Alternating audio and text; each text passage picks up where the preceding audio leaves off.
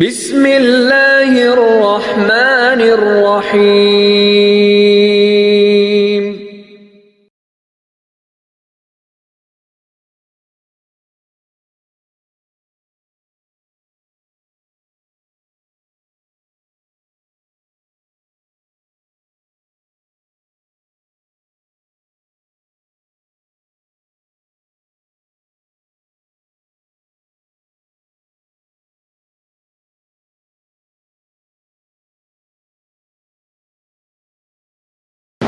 السلام علیکم ورحمۃ اللہ وبرکاتہ۔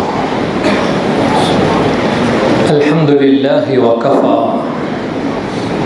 وسلام علی عباده الذین اصطفى، اما بعد فقد قال اللہ سبحانہ وتعالی فی القرآن المجید والفرقان الحمید، فاعوذ باللہ من الشیطان الرجیم، بسم اللہ الرحمن الرحیم۔ سبحان الذی اسری بعبده لیلا من المسجد الحرام الى المسجد الاقصى الذی بارکنا حولہ لنریہ من آیاتنا انہ هو السمیع البصیر۔ صدق اللہ العظیم۔ بزرگان محترم اور عزیزان گرامی، سب سے پہلے تو رجب کی 27ویں تاریخ کو یہ جمع ہونے کا اہتمام اور محفل مجلسیں، اس کی تاریخی حیثیت کو سمجھ لینا چاہیے۔ مفسرین و محدثین کی روایتوں میں نبی اکرم صلی اللہ علیہ وسلم کے سفر معراج کے سن میں بھی اختلاف ہے، اس کے مہینے میں بھی اختلاف ہے، اور اس کی تاریخ میں بھی اختلاف ہے۔ کون سے سال میں ہوا تھا اس میں بھی اختلاف ہے، لیکن اکثر مفسرین کی رائے، سیرت نگاروں کی رائے یہ ہے کہ نبی اکرم صلی اللہ علیہ وسلم کا سفر معراج نبوت کے 11ویں سال ہجرت مدینہ سے 2 سال پہلے ہوا تھا۔ اس کے مہینے میں بھی اختلاف ہے، لیکن اکثروں کی رائے یہ ہے کہ رجب کے مہینے میں ہوا تھا۔ اس کی تاریخ میں بھی اختلاف ہے، لیکن سیرت نگاروں کی اکثر رائے یہ ہے کہ رجب کی 27ویں شب میں ہوا تھا۔ اتنے اختلافات کے باوجود معراج کا کوئی منکر نہیں ہے۔ نبی اکرم صلی اللہ علیہ وسلم کے سفر معراج کا کسی نے انکار نہیں کیا۔ مسلمانوں میں معراج کو لے کر 3 عقیدے ہیں۔ ایک وہ ہے جنہوں نے کوتاہی سے کام لیا، ایک وہ ہے جنہوں نے غلو سے کام لیا، دونوں افراط و تفریط کا شکار ہوئے۔ ان دونوں کے درمیان حضرات صحابہ کرام رضی اللہ عنہم اجمعین والا عقیدہ ہے جو اعتدال والا ہے۔ ایک وہ ہے جنہوں نے نبی اکرم صلی اللہ علیہ وسلم کی شان اقدس کو جانا ہی نہیں، انہیں پہچانا ہی نہیں، اور ان کی عظمت میں کمی کوتاہی کر دی اپنے عقیدے کو بیان کر کے۔ دوسروں نے غلو کیا اور آپ کو شرف انسانیت سے آگے بڑھا دیا، بلکہ شرف انسانیت سے آگے کیا رہ جاتا ہے؟ رب کے بعد اگر کسی کا مرتبہ ہے تو وہ حضرت انسان کا ہے، اور انسانوں میں سب سے افضل و اشرف حضرت محمد مصطفیٰ صلی اللہ علیہ وسلم انسان کامل کا مرتبہ و مقام ہے۔ جو لوگ نبی اکرم صلی اللہ علیہ وسلم کو انسان نہیں مانتے ہیں، وہ نبی اکرم صلی اللہ علیہ وسلم کی بے ادبی اور گستاخی میں مبتلا ہے۔ تو یہ دوسرے عقیدے والے ہیں۔ اور تیسرے وہ ہے جو اعتدال والے ہیں، جو صحابہ والے ہیں۔ اگر ہم وہ عقیدہ رکھتے ہیں تو اللہ کا شکر ادا کریں اور اگر ہمارا عقیدہ بھی افراط و تفریط کا شکار ہے تو اس کی اصلاح کریں، موت سے پہلے سدھرنے کا فیصلہ کریں۔ تینوں عقائد اجمالاً سنائے جاتے ہیں۔ نبی اکرم صلی اللہ علیہ وسلم کے سفر معراج کے بارے میں ایک گروہ کا جو عبداللہ عبد الرحمن ہی نام رکھتے ہیں، ان کا عقیدہ یہ ہے کہ نبی اکرم صلی اللہ علیہ وسلم سوئے، خواب میں آپ نے سفر معراج کیا، یعنی نبی اکرم صلی اللہ علیہ وسلم کا سفر معراج روحانی تھا، آپ خواب میں یہ سب کر کے آئے۔ اگر خواب میں یہ سب کر کے آئے ہیں تو خواب میں آسمانوں پر جانا کون سی عظمت کی بات ہے؟ خواب میں جنت جہنم کو دیکھ کر آنا یہ کون سے شرف کی بات ہے؟ سفر معراج یہ رسول اکرم صلی اللہ علیہ وسلم کا اعجاز بھی ہے اور نبی اکرم صلی اللہ علیہ وسلم کا اعزاز بھی ہے۔ یہ نبی اکرم صلی اللہ علیہ وسلم کا معجزہ بھی ہے اور نبی اکرم صلی اللہ علیہ وسلم کا اس میں عزت اور شرف اور مقام و مرتبہ بھی ہے۔ لہذا پیارے آقا کے اعجاز سے بھی نیچے کوئی بات نہیں ہونی چاہیے اور آقا کے اعزاز سے بھی نیچے کوئی بات نہیں ہونی چاہیے۔ ہم اپنی زبان کے استعمال میں، اپنی گفتگو و بیان کے تذکرے میں اگر رسول اکرم صلی اللہ علیہ وسلم کی بے ادبی پر پہنچ جاتے ہیں تو اپنی ایمان کی خیر منائیے۔ نبی اکرم صلی اللہ علیہ وسلم کے بارے میں یہ عقیدہ رکھنا کہ آپ سو گئے اور خواب میں آپ نے یہ سب دیکھا، خواب میں آپ یہ سب سفر کر کے آئے، حقیقت میں ایسا کچھ نہیں ہوا، یہ نبی اکرم صلی اللہ علیہ وسلم کی بے ادبی ہے۔ ایک یہ گروہ ہے اور دوسرا گروہ ہے جو کہتا ہے کہ نبی اکرم صلی اللہ علیہ وسلم آسمانوں پر تو گئے ہیں لیکن انسان آسمانوں پر نہیں جا سکتا۔ نبی اکرم صلی اللہ علیہ وسلم عرش پر تو تشریف لے گئے ہیں لیکن انسان عرش پر نہیں جا سکتا۔ اب آپ عرش پر بھی گئے اور انسان نہیں جا سکتا تو پتہ چلا کہ آپ انسان نہیں ہیں، آپ نور ہیں۔ تو یہ دوسرا گروہ ہے جو نبی اکرم صلی اللہ علیہ وسلم کی محبت میں غلو کر بیٹھا، اور غلو کہاں ہوا؟ یہ تو کوتاہی ہو گئی۔ نور سے فرشتے بنے ہیں اور فرشتوں کا مقام انسان سے بہت نیچے ہے، اور افضل البشر سے، امام البشر سے، سید ولد آدم سے، میرے اور آپ کے آقا حضرت محمد مصطفیٰ صلی اللہ علیہ وسلم سے تو انسان فرشتوں کا نمبر بہت نیچے کا ہے۔ میرے آقا صلی اللہ علیہ وسلم فرشتوں سے بہت اوپر ہے۔ لہٰذا یہ دونوں عقیدے، ایک آپ کے جسم کو اوپر نہ جانا، خواب میں آپ جا کر آ گئے یہ کہنا، یہ بھی غلط، اور نبی اکرم صلی اللہ علیہ وسلم گئے تو ہے لیکن آپ انسان نہیں ہیں یہ کہنا، اور نور بنا دینا نبی اکرم صلی اللہ علیہ وسلم کو، یہ بھی غلط۔ ایک عقیدہ یاد رکھ لیجئے، نبی اکرم صلی اللہ علیہ وسلم کو جو انسان نہ مانے، نبی اکرم صلی اللہ علیہ وسلم کو جو انسان نہ مانے، اس کا دائرہ اسلام میں کوئی حصہ نہیں ہے۔ اس لیے کہ یہ مشرکین مکہ کا اعتراض تھا۔ مشرکین مکہ نے کہا تھا کہ انسان کیوں نبی بن کر آ گیا، فرشتہ ہونا چاہیے تھا، ہم انسان کی کیسے اتباع اور تقلید کریں، ہم کسی انسان کو اپنا بڑا کیسے مان لیں۔ تو مشرکین مکہ کا اعتراض تھا، وہ چاہتے تھے کہ رسول فرشتہ بن کر آئے، لیکن اللہ رب العزت نے انسان ہی کو نبوت و رسالت دے کر بھیجا۔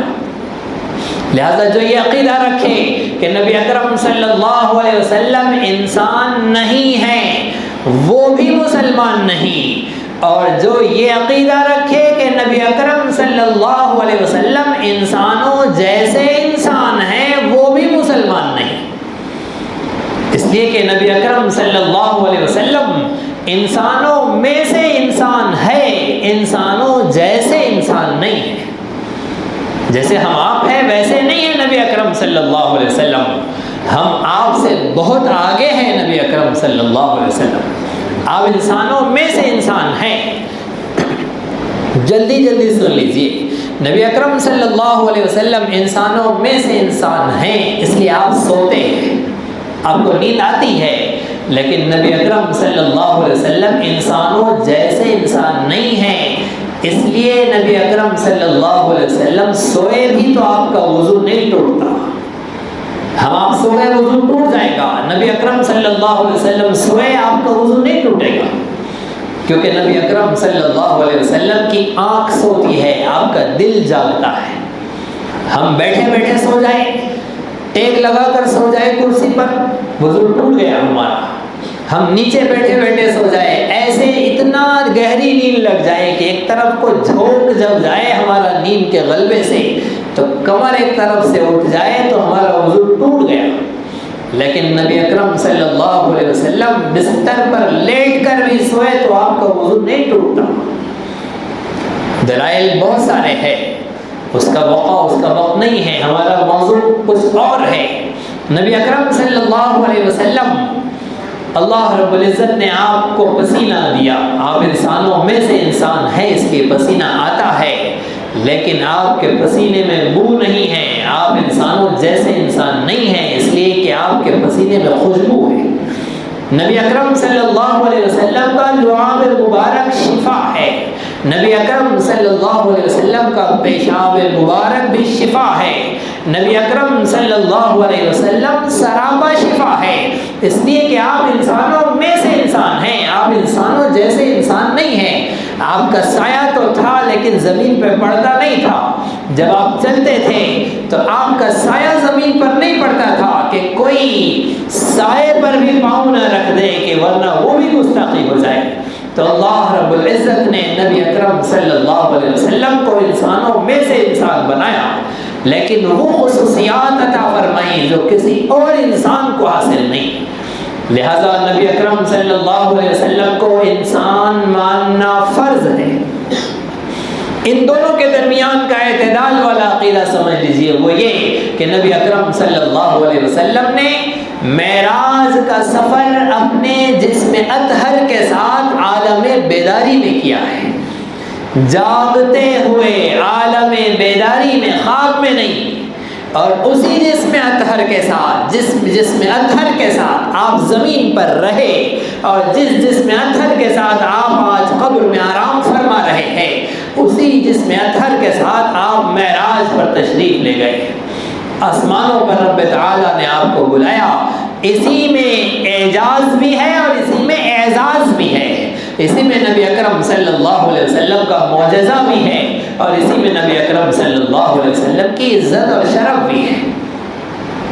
لہذا نبی اکرم صلی اللہ علیہ وسلم کے اس سفر کے بارے میں پہلے اپنا عقیدہ درست کریے، اس کے بعد ایک اور اصلاح کر لیجئے، وہ یہ کہ یہ نہ سمجھا جائے کہ ہر 27 رجب کو شب معراج ہوتی ہے، یہ نہ سمجھا جائے جیسے ہر رمضان میں لیلۃ القدر ہوتی ہے، ایسے ہر 27 رجب کو شب معراج ہوتی ہے، ایسا کوئی واقعہ نہیں ہے۔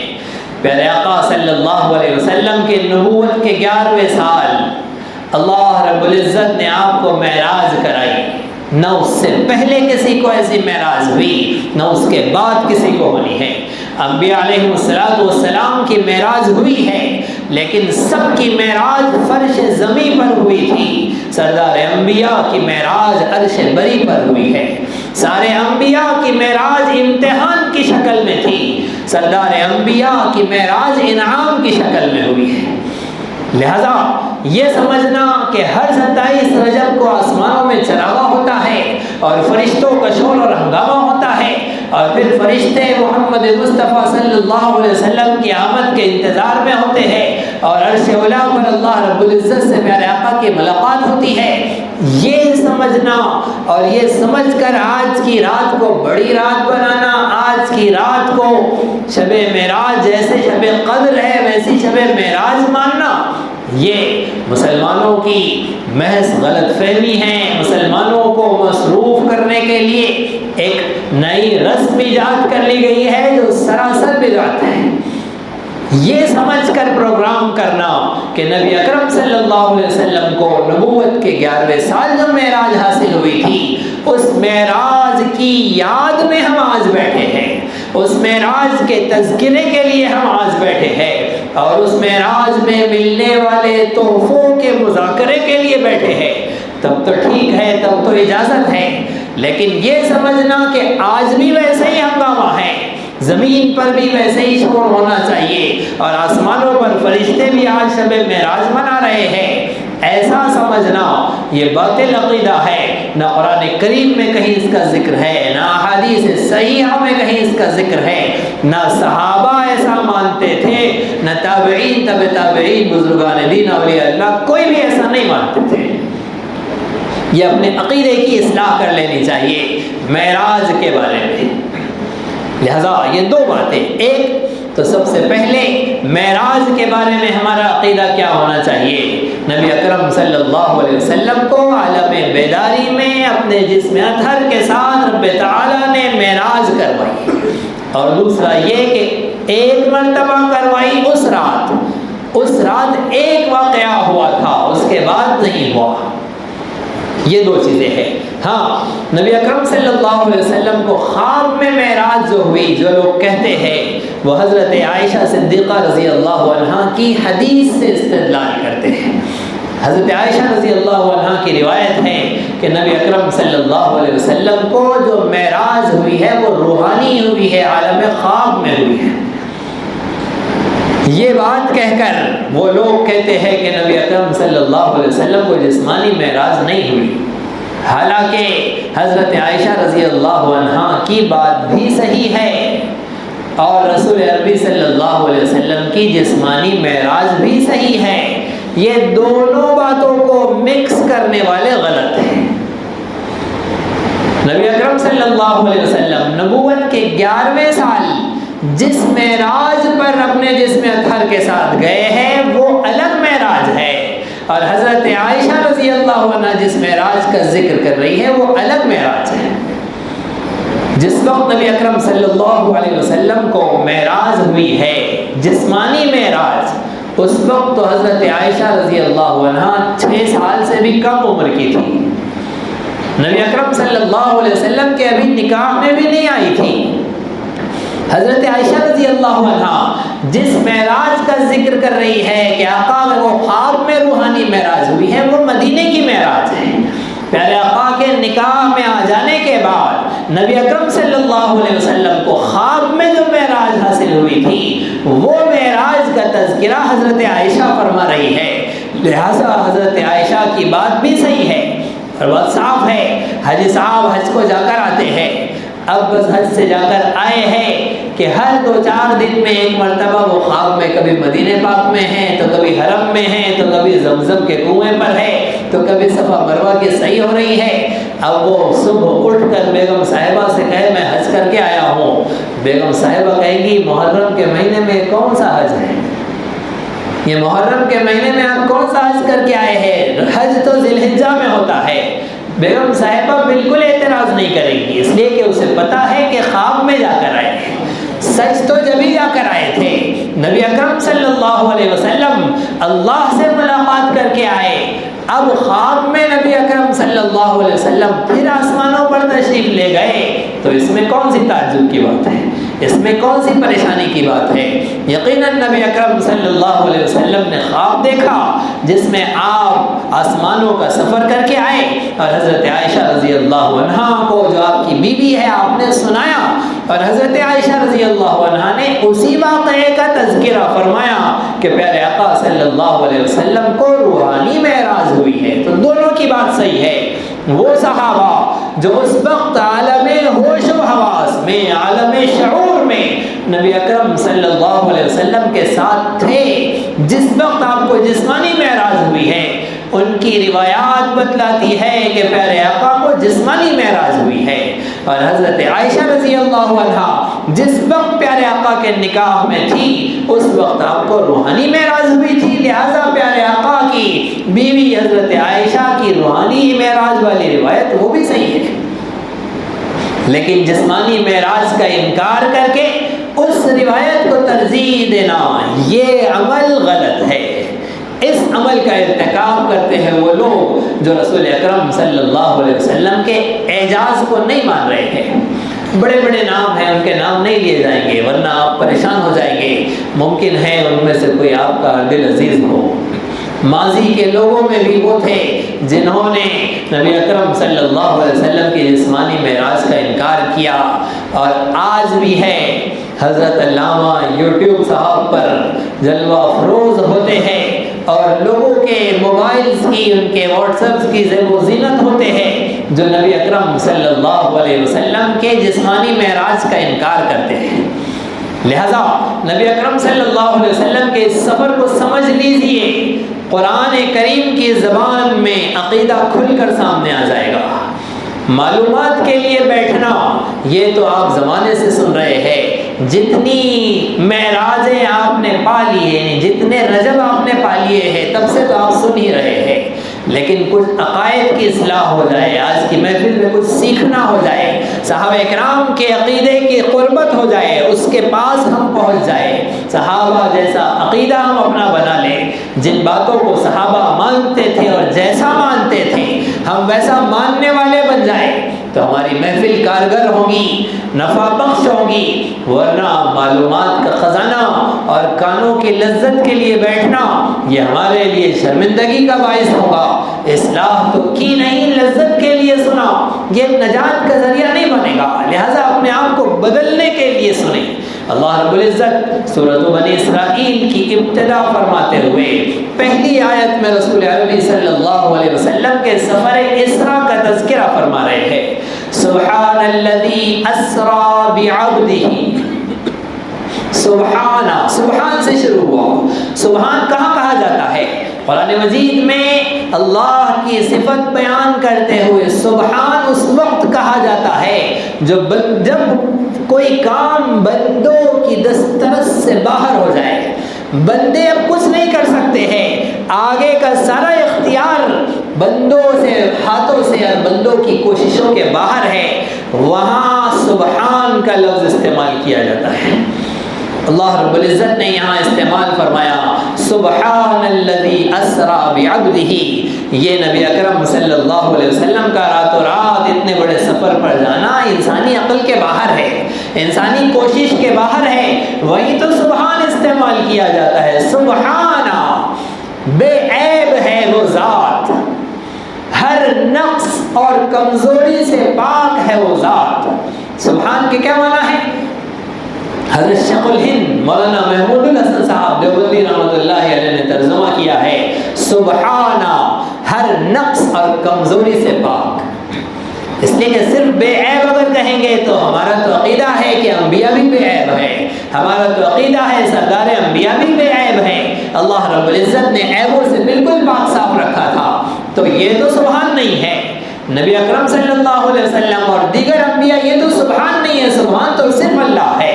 تو سبحان کے معنی ہے ہر نقص اور کمزوری سے پاک ہے وہ ذات، اور انبیاء تو نقص سے پاک نہیں ہے، انبیاء تو کمزوری سے پاک نہیں ہے۔ انسان مخلوق میں تو کمزوری ہے، نقص ہے، ہاں عیب نہیں ہے۔ عیب اور نقص میں فرق ہوتا ہے، عیب اور کمزوری میں فرق ہوتا ہے۔ نبی اکرم صلی اللہ علیہ وسلم بے عیب ہے، یقیناً بے عیب ہے، لیکن کمزوری اور نقص انسان ہونے کی حیثیت سے آپ کو سونا ضروری ہے، پھر ورنہ تھک جائیں گے، اس لیے کہ انسان بنا کر پیدا کیے گئے ہیں، عمر کے ساتھ بوڑھے ہونا ہے، پھر چلتے ہوئے جسم بھاری بھرکم ہونا ہے، ایک مرتبہ حضرت عائشہ سے جیت جانا دوڑ میں، دوسری مرتبہ ہار جانا۔ حضرت عائشہ رضی اللہ عنہا جیت گئی، آپ صلی اللہ علیہ وسلم ہار گئے، کیونکہ آپ کا جسم اطہر وزنی ہو گیا تھا۔ نبی اکرم صلی اللہ علیہ وسلم صفا مروہ کی سعی میں جب آخری چکر پر پہنچے تو تھکن سے چور ہو گئے تھے۔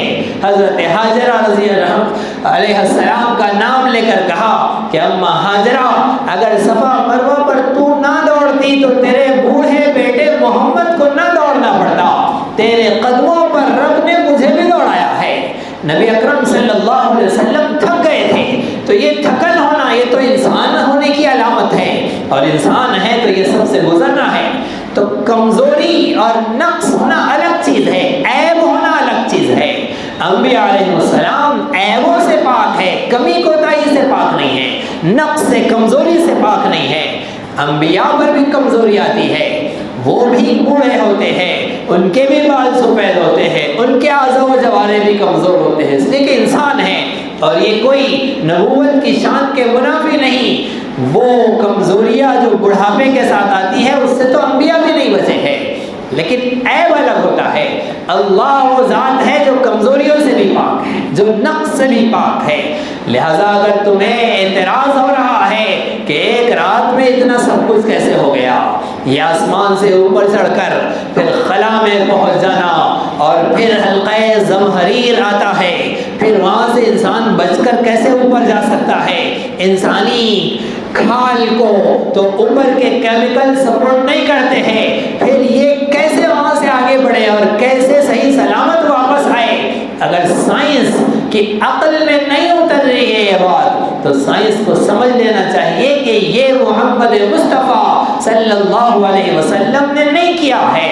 آقا نے نہیں کہا کہ میں راتوں رات جا کے آیا ہوں، اللہ نے یہ نہیں کہا کہ ہمارے حبیب جا کر آئے ہیں، اللہ نے کہا کہ پاک ہے وہ ذات جو راتوں رات لے گئی، وہ اللہ جو حضرت آدم علیہ السلام کو جنت سے دنیا میں اتارے، وہ اللہ اپنے حبیب کو اگر آسمانوں پر بلائے تو کون سی تعجب کی بات، وہ اللہ جو حضرت عیسیٰ کو زندہ آسمانوں پر اٹھا لے، وہ اللہ اپنے حبیب صلی اللہ علیہ وسلم کو اپنی ملاقات کے لیے بلائے، کوئی دور کی بات نہیں ہے، کوئی مشکل بات نہیں، اس لیے کہ وہ سبحان ہے، اس کے لیے کوئی کام مشکل نہیں ہے، وہ ہر نقص اور ہر کمی سے پاک ہے۔ اللہ رب العزت نے سبحان کہہ کر جب بات شروع کیے ہے تو سارے اعتراضات ختم ہو گئے ہیں، اب صرف اعتراض اس کو ہو سکتا ہے جو رب کو سبحان نہ مانے، صرف اسی کو اعتراض ہو سکتا ہے۔ جو رب کی قدرت میں شک کرے وہ پریشان ہوگا، جسے رب کی قدرت کا ایمان ہو اور رب کی قدرت کا اسے استحضار و یقین ہو تو اسے انکار نہیں ہوگا۔ لہذا نبی اکرم صلی اللہ علیہ وسلم کو اللہ لے گئے، سبحان الذی اسرا بعبدہ، اسرا کے معنی ہے راتوں رات لے جانا۔ نبی اکرم صلی اللہ علیہ وسلم کو اللہ رب العزت نے ایک ہی رات میں سارا سفر کرا دیا، اتنا لمبا سفر، مسجد حرام سے لے کر مسجد اقصیٰ تک کا سفر، پھر مسجد اقصیٰ سے آسمانوں کا سفر، پھر جنت اور جہنم کی سیر، اللہ رب العزت سے ملاقات، یہ سارا کا سارا سفر ایک ہی رات میں ہو گیا۔ اسرا، راتوں رات لے گیا، واپس بھی لا لیا، راتوں رات یہ سارا کام ہو گیا۔ بعبدہ، اللہ رب العزت نے فرمایا بعبدہ۔ ایک بات سمجھ لیجئے، عبد روح کو نہیں بولتے ہیں، عبد روح کو نہیں کہتے ہیں، عبد جسم اور روح کو کہتے ہیں۔ ایک جسم کے اندر جب روح ہوتی ہے اسے بندہ کہتے ہیں، بندہ روح کو نہیں کہتے ہیں۔ سارے قرآن مجید کو، سارے علوم دنیا کو اٹھا کر دیکھ لیجئے، جب بھی بندوں سے مخاطبت ہوئی ہے تو ان کی روح سے مخاطبت نہیں ہوئی، جسم اور روح۔ لہٰذا جو یہ کہتا ہے کہ نبی اکرم صلی اللہ علیہ وسلم روحانی سفر کر کے آئے ہیں، وہ عبد کو سمجھا ہی نہیں ہے۔ عبد کہتے ہیں اس جسم کو جس کے اندر روح ہے، اور صرف روح کو روح کہتے ہیں اور صرف جسم کو جسم کہتے ہیں، میت کہتے ہیں۔ جسم اور روح کے ملاپ کے بعد عبد بنتا ہے۔ اللہ رب العزت نے عبد استعمال فرمایا، اور عبد اس لیے بھی استعمال فرمایا کہ کہیں لوگ یہ نہ سمجھیں کہ اتنے بڑے مرتبے پر جا کر آئے، آسمانوں کا سفر طے کر کے آئے، کوئی انسان اتنی بلندی پر نہیں پہنچا، وہاں جا کر آئے ہیں۔ اب یہ انسان نہیں ہے، ان کا مرتبہ اور مقام تو بہت اعلیٰ ہے، لہٰذا اللہ کے ساتھ ان کی بھی عبادت کرنا چاہیے۔ حضرت عیسیٰ علیہ السلام بغیر والد کے پیدا ہوئے، ان کی پیدائش معجزاتی تھی، انہیں رب کا بیٹا بنا لیا، ان کی عبادت کرنے لگے۔ حضرت عزیر علیہ السلام، اللہ رب العزت نے طویل مدت تک ان پر موت طاری کر دی، پھر انہیں زندہ کیا، یہودیوں نے انہیں اللہ کا بیٹا بنا لیا، ان کی عبادت شروع کر دی۔ تو وہ معجزات جو نیچے نیچے کے ہیں، چھوٹے چھوٹے ہیں، ان معجزات والے نبیوں کی تو عبادت شروع ہو گئی، محمد مصطفیٰ صلی اللہ علیہ وسلم تو اتنے بلند مرتبے پر جا کر آئے، ایسا مقام جہاں فرشتے بھی نہیں پہنچ سکتے وہاں جا کر آئے۔ کہیں محبت میں غلو کرنے والے آقا کو معبود نہ بنا دے، ان کی عبادت شروع نہ کر دے۔ اللہ رب العزت نے جب اس واقعے کو بیان کیا تو عبد کہا، سبحان الذی اسری بعبدہ، پاک ہے وہ ذات جو اپنے بندے کو لے گئی۔ یہ نہ سمجھو کہ وہ خدا بن گئے، اتنی بلندی پر جا کر بھی وہ بندے ہی ہیں۔ نبی اکرم صلی اللہ علیہ وسلم کے لیے عبد استعمال فرمایا، اور بات صاف ہے جب آپ اللہ سے ملاقات کے لیے جا رہے ہیں تو آپ رسول بن کر تو نہیں جا رہے ہیں، رسول بن کر آپ آئے ہیں بندوں کے پاس، آپ اللہ کے پاس بندے بن کر جا رہے ہیں، لہٰذا وہی صفت اس لائق تھی یہاں کہ آپ کو بندہ کہا جائے، لہٰذا سبحان الذی اسری بعبدہ اللہ نے ارشاد فرمایا۔ اور پھر پیارے آقا کی کا وہ فرمان جو حضرت عبداللہ ابن عباس رضی اللہ عنہ کی روایت سے مروی ہے، آپ فرماتے ہیں کہ اللہ رب العزت نے، نبی اکرم صلی اللہ علیہ وسلم نے ارشاد فرمایا کہ اللہ رب العزت نے مجھ سے پوچھا کہ محبوب اور محب کی اس عاشقانہ ملاقات کو کیا عنوان دیا جائے۔ جب گفتگو ہو رہی ہے اور ایسی گفتگو اور ملاقات ہے کہ محب اور محبوب کے درمیان تیسرا کوئی نہیں ہے، اس حسین محفل میں آپ کو کس نام سے میں یاد کروں؟ جب محبت جذبات میں اور امڑتی ہے تو اپنے محبوب کے لیے الگ الگ الفاظ، الگ الگ نام بن جاتے ہیں، بلکہ نئے نئے ناموں کی تخلیق ہوتی ہے، جن ناموں کو کسی ڈکشنری میں نہیں پایا جائے گا وہ نام ایک محبت کرنے والا اپنے محبوب کے لیے استعمال کرنے لگتا ہے۔ معصوم معصوم جنت کے پھولوں کی بچوں کی اداؤں کے اوپر جب والدین فریفتہ ہوتے ہیں، دادا حضرت نانا حضرت جب ان کے اوپر قربان ہوتے ہیں تو انہیں ان ناموں سے پکارتے ہیں جو نام ان کی اس محبت پر دلالت کرتے ہیں، وہ نئے نئے نام اور نئے نئے الفاظ نکلتے ہیں، جیسا ماحول اور موسم ہوتا ہے ویسے محبت کے جذبات امڑتے ہیں۔ یہ محب اور محبوب کی عظیم الشان ملاقات اللہ نے کبھی یا ایھا النبی کہہ کر پکارا، کہیں یا ایھا الرسول کہہ کر پکارا، کہیں یا ایھا المزمل کہا، کہیں یا ایھا المدثر کہا، کہیں یاسی کہا، کہیں طٰہٰ کہا، کہیں داعیا الی اللہ کہا، کہیں سراجا منیرا کہا۔ اللہ نے اپنے حبیب صلی اللہ علیہ وسلم کو الگ الگ ناموں سے پکارا۔ یہ وہ موقع تھا کہ اب درمیان میں کوئی نہیں ہے، صرف محب اور محبوب دونوں ساتھ میں ہے۔ رب تعالیٰ نے پوچھا، اے میرے نبی صلی اللہ علیہ وسلم آپ بتلائیے آج کی محفل کے اندر آپ کو کس نام سے پکارا جائے، کس نام سے آپ کا ذکر کیا جائے، آپ کا پسندیدہ نام بولیے، میں آپ کو کیا کہوں؟ نبی اکرم صلی اللہ علیہ وسلم نے فرمایا، اللہ رب العزت آپ جس نام سے مجھے پکارے مجھے پسند ہے، لیکن جب آپ مجھ سے پوچھ رہے ہیں تو میری پسند یہ ہے کہ آپ آج کی اس محفل میں مجھ سے کہہ دے کہ تم میرے غلام ہو، تم میرے بندے ہو، مجھے سب سے زیادہ یہ پسند ہے۔ آپ مجھے اپنا بندہ کہہ دیں، مجھے سب سے زیادہ یہ پسند ہے۔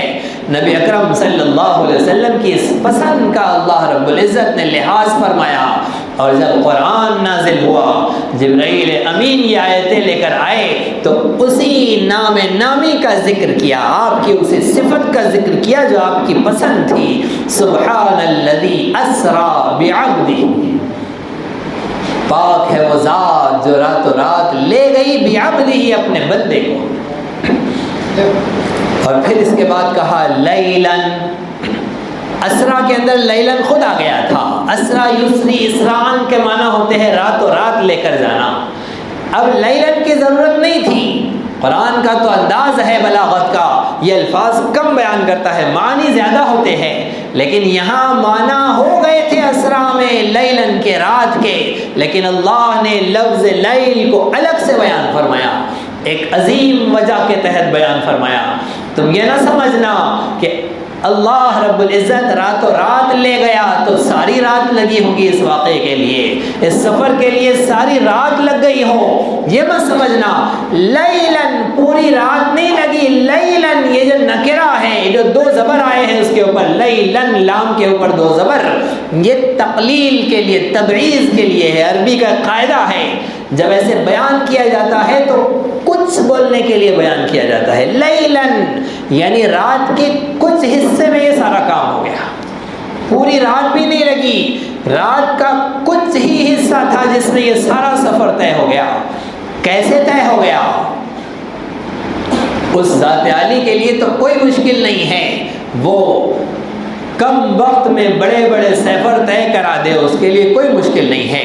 اور دوسری بات یہ کہ یہ جو سفر کی مسافتیں ہوتی ہیں، یہ جو گاڑیوں پر اور پیدل اور سواریوں پر جانے اور آنے کے لیے اتنے وقت میں اتنے کلومیٹر جایا جاتا ہے، یہ سب عالم کثافت کا معاملہ ہے، یہ زمین کا معاملہ ہے، یہ اس خلا کے نیچے کے حالات ہیں۔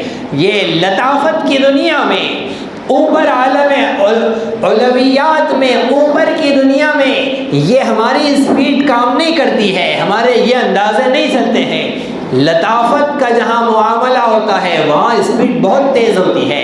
ہم نے سنا جنت میں اللہ رب العزت نے ایسا نظام رکھا ہے، ایک پرندہ جنتی دور دیکھے گا اڑتا ہوا، اس کے دل میں خواہش ہوگی کہ وہ اس پرندے کے کباب کھائے، اس کی زبان پر بھی نہیں آئے گا، ابھی دل میں خیال ہی آیا ہے کہ وہ پرندہ اس کے سامنے بھونا بھنایا ہوا حاضر رہے گا۔ یہ اتنی تیزی سے کیسا کام ہو گیا؟ ورنہ پکڑنے میں، شکار کرنے میں، چھلنے میں، پکانے میں، مسالے لگانے میں تو کتنا ٹائم لگ جاتا ہے، لیکن جنت میں اتنا اسپیڈ میں اتنا فاسٹ کام کیوں ہوا؟ وہ اس لیے ہوا کہ جنت کثافت کی دنیا نہیں ہے، وہ لطافت کی دنیا ہے، وہاں کی اسپیڈ الگ ہے، وہاں کا قانون اور ضابطہ الگ ہے۔ نبی اکرم صلی اللہ علیہ وسلم لطافت کی دنیا میں تھے، وہاں ہماری اسپیڈ نہیں چلتی ہے، انتہائی تیزی کے ساتھ لمحوں میں بڑے بڑے سفر طے ہو جاتے ہیں۔ نبی اکرم صلی اللہ علیہ وسلم کا سفر ہوا، اور سمجھیے اس بات کو، ہم عقل کے ساتھ اگر اسے سمجھنا چاہتے ہیں کہ نبی اکرم صلی اللہ علیہ وسلم کا رات کے انتہائی مختصر حصے میں اتنا بڑا سفر کیسے ہو گیا، تو کچھ عقلی انداز سے بھی سمجھا جائے اور کچھ عشق محمدی کو جلا بخشی جائے، نبی اکرم صلی اللہ علیہ وسلم کا تعارف حاصل کیا جائے۔ یہ ساری کائنات ایک جسم ہے، جیسے ہر وجود جسم اور جان سے مرکب ہوتا ہے، جسم اور روح سے مرکب ہوتا ہے، ایسے ہی یہ ساری کائنات جسم ہے۔ یہ زمین، یہ ستارے، یہ سیارے، یہ سارا کا سارا نظام آسمان کے نیچے، یہ سب کا سب جسم ہے، اور اس جسم کی روح ہے محمد مصطفیٰ صلی اللہ علیہ وسلم کی ذات گرامی۔ آقا جب کائنات میں موجود ہے تو کائنات چل رہی ہے، جیسے ہی اللہ نے آپ کو بلایا، نبی اکرم صلی اللہ علیہ وسلم اس کائنات سے نکلے ہیں، روح کائنات کائنات سے رخصت ہو گئی، کائنات تھم گئی، روح کائنات کائنات سے رخصت ہو گئی، کائنات تھم گئی۔ جیسے انسان لقمہ لے کر منہ میں ڈال رہا ہے اور روح نکل گئی تو اس کا ہاتھ وہیں رہ جاتا ہے۔ کھانے کی مثال دی جا رہی ہے، اس لیے کہ ابھی ماضی قریب میں ایک مہینے بھر میں بہت سارے لوگوں کے انتقال دسترخوان پر ہوئے ہیں۔ شادی، ولیمے، ساچک، ناٹک، یہ تماشوں کے دسترخوان پر نام خلیے کا نوالا ہاتھ میں ہے اور ایک منہ میں ہے اور ہاتھ میں کا نوالا ہاتھ میں رہ گیا ہے۔ کئی سارے اورنگ آباد کے واقعات ہوئے ہیں کہ دستر پر انتقال ہوا، تو پتہ چلا کہ جب روح نکل جاتی ہے تو جو عزم جہاں تھا وہیں تھم جاتا ہے، وہیں رہ جاتا ہے، وہ نوالا آگے نہیں بڑھتا ہے، وہ ہاتھ آگے نہیں جاتا ہے۔ روح کائنات جب کائنات میں تھی تو کائنات چل رہی تھی، دن رات کی گردشیں برابر چل رہی ہے، سورج آ رہا ہے جا رہا ہے، برابر چل رہا ہے، ہوائیں فضائیں سب چل رہی ہیں، لیکن روح کائنات جب کائنات سے رخصت ہوئی، کائنات تھم گئی۔ یہاں تک کہ سیرت کی کتابوں میں لکھا ہے کہ ام ہانی کے گھر کے دروازے کی جو پیارے آقا کے دروازہ بند کرنے سے زنجیر ہل رہی تھی، وہ جہاں تھی وہی رک گئی تھی۔ نبی اکرم صلی اللہ علیہ وسلم چلے گئے، کائنات تھم گئی۔ جب سارا سفر طے کر کے روح کائنات میں واپس آئی ہے، کائنات پھر چل پڑی ہے۔ جو سفر جہاں رک گیا تھا وہیں سے چلا ہے، جو وقت جہاں پر ٹھہر گیا تھا وہیں سے چلا۔ تو رات کے کچھ ہی حصے میں یہ سارا کام ہوا، لیلاً، پوری رات بھی نہیں لگی، رات کے کچھ ہی حصے میں اتنا بڑا سفر ہوا۔ من المسجد الحرام الى المسجد الاقصى، نبی اکرم صلی اللہ علیہ وسلم کو اپنی بہن ام ہانی کے، چچا زاد بہن ام ہانی کے گھر سے لے جایا گیا۔ مسجد حرام میں حتیم میں آپ نے 2 رکعت نماز پڑھی۔ پھر براق تیار تھا، براق گھوڑے کی شکل کا پروں والا جانور جنت سے لایا گیا۔ نبی اکرم صلی اللہ علیہ وسلم اس میں سوار ہوئے، اور ہمارے ہندوستان کی بھارتیہ دھارمک گرنتھوں میں اس براق کا تذکرہ ہے۔ رام اور ہنومان کے تذکرے میں یہ مسجد تعمیر ملت کے تحت چلتی ہے، لہذا یہاں پر کھل کر بات ہو سکتی ہے، ورنہ تو مسجد میں رام اور ہنومان کا نام لیا گیا تو فتوے لگنے شروع ہو جائیں گے۔ یہاں پر تعمیر ملت کے تحت کام ہوتا ہے الحمدللہ، تو یہاں پر کھل کر حق گوئی اور بے واقعی کی پوری اجازت ہوتی ہے، پوری طرح سے کام کیا جاتا ہے، ورنہ تو حق کا پیغام سنانے کے لیے کسی گھر کا ہال اور 4 دیواری کا انتخاب کیا جاتا ہے، ورنہ مسجدیں تو سرکاری بن گئی ہے۔ مسجد یہ اللہ کی حکومت کی جگہ ہوتی ہے، ویسے تو ساری دنیا پہ اللہ کی حکومت چلتی ہے، لیکن اللہ نے لوگوں کو عارضی اختیارات دیے ہیں، لیکن جب مسجد کی چوکھٹ میں قدم رکھ دیا جائے تو اب یہاں کسی کی حکومت نہیں چلتی ہے، یہاں صرف اللہ کی حکومت چلتی ہے۔ یہ صاف طور پر فتویٰ ہے، مسجد میں صرف اللہ کی حکومت ہے، کسی اور کی نہیں، لیکن یہ چوروں و چکوں کے اب اختیارات مسجدوں میں بھی داخل ہو گئے ہیں، لہٰذا ممبر و محراب سے اب وہ بولا جائے، وہ سنا جائے جس کی ان سے اجازت ملتی ہے۔ تو وہ جو خواب تھے میرے ذہن میں، نہ میں لکھ سکا نہ میں کہہ سکا کہ زباں ملی تو کٹی ہوئی، جو قلم ملا تو بکا ہوا، قلم بھی بکے ہوئے، زباں بھی کٹی ہوئی۔ اللہ کا شکر و احسان ہے کہ ہمارے اس شہر میں اور اورنگزیب عالمگیر کے آباد کیے ہوئے شہر میں ایک مسجد ایسے ذمہ داران کی نگرانی میں، خدمت میں بھی ہے، جہاں پر ہم گوئی کے ساتھ اللہ کا قانون سنایا جا سکتا ہے۔ نبی اکرم صلی اللہ علیہ وسلم کے سفر معراج کا تذکرہ یہاں کی مذہبی کتابوں میں ہے۔ جب لنکا فتح کر کے وہ آئے اور انہوں نے کہا کہ مجھے اب اس سفر سے اور اتنے بڑے کارنامے کو انجام دے کر آنے کے بعد اب انعام چاہیے، رام سے کہا کہ مجھے انعام میں اپنے مالک کے درشن کرنے ہیں۔ ہنومان کا عقیدہ سمجھ میں آ گیا، اگر ہنومان رام کو ہی اپنا مالک سمجھتے تو ایسا کوئی مطالبہ نہیں رکھتے۔ ان کا بھی عقیدہ نہیں تھا کہ رام ہی مالک ہے، وہ رام سے کہہ رہے ہیں کہ مجھے مالک کے درشن کرنے ہیں۔ رام نے کہا کہ ہماری آنکھوں میں وہ شکتی نہیں ہے کہ ہم مالک کے درشن کر سکیں، ہاں انتم رشی آئیں گے اور وہ کام دھینو سواری پر آسمانوں پر جا کر آسمان سے بھکتی لے کر آئیں گے، جس بھکتی میں مالک کے درشن ہوں گے۔ براق پر جا کر آسمان سے نماز کی عبادت لے کر آئیں گے، جس عبادت میں رب کا دیدار ہوگا۔ یہ خبر اور اطلاع رام نے دی تھی 5000 سال پہلے۔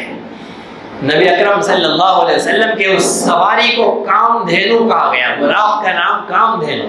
ایلورا کی گفاؤں میں ایک گفا میں چھت کے اوپر گھوڑا اور اس کے دو طرف پر اس شکل کا ایک جانور بنا ہوا ہے جس پر کام دھینو سواری لکھا ہوا ہے، اس پر نبی اکرم صلی اللہ علیہ وسلم کے سفر کی اطلاعات، نبی اکرم صلی اللہ علیہ وسلم کے تشریف لانے کے 3000 سال پہلے یہ پیشن گوئی کر دی گئی تھی، یہ خبر اور اطلاع دے دی گئی تھی۔ اب انہوں نے غلط تعارف پیش کیا ہے، ہم تو صحیح تعارف پیش کرنا چاہتے ہیں لیکن یہی غلط تعارف پیش کرتے ہیں، بگاڑتے ہیں۔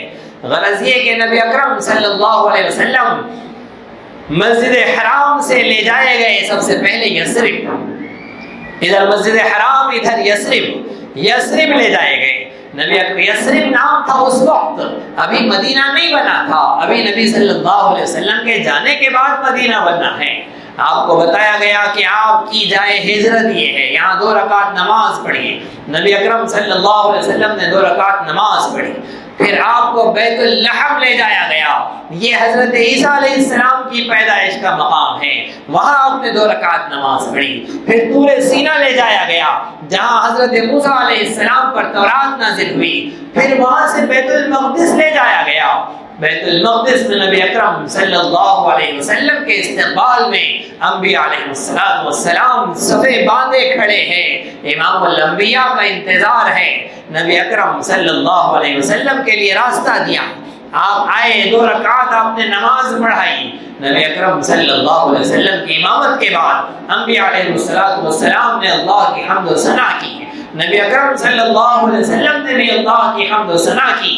پھر یہاں سے دوسرا سفر شروع ہوا.